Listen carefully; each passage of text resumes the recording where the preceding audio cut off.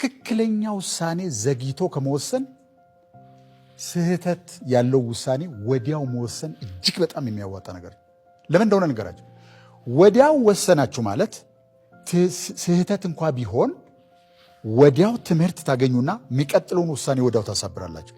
በነገራችን ላይ የዚህ ዓለም ትልቁ ሸክም ሰዎች አንገዛግዘው ወገባቸው ትከሻቸው ጎብጦ የሚያንገላታቸው ኢነርጂያቸውን ድሬን የሚያደርግ አንድ ነገር ያየሁት ነገር ምንድነው ብትሉ ኢንዲሲዥን ነው። መወሰን አለች። ዲሲዥን ዲጂታል ነው። ልክ እንደ ኮምፒውተር ጌት ማለት ነው። ወይ ነው ወይ አይደለም። በቃ መካከል ላይ ምንም ነገር የለም። ወይ አገባለሁ ወይ አላገባም። ወይ ቢዝነሱን እጀምረዋለሁ ወይ አልጀምረው። ወይ እዚህ እመጣለሁ ወይ አልመጣም። ሁለቶቹ መካከል አለ። ውሳኔ ሳይወስኑ ሲቀሩ ሰዎች የሚጠቀሙባቸው ቃላቶች አሉ። እናንተ ታውቋቸዋል። እሞክራለሁ ካለ አንድ ሰው he hasn't yet decided።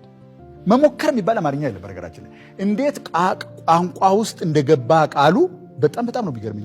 እንዴት እንደገባ ቋንቋ ውስጥ ምን ለማለት እንደሆነ አለመወሰን እጅግ በጣም በዝባዥ የሆነ ባህሪ። ወዲያው ወስነን ብንሳሳት በጣም ብዙ ትምህርት እንማራለን።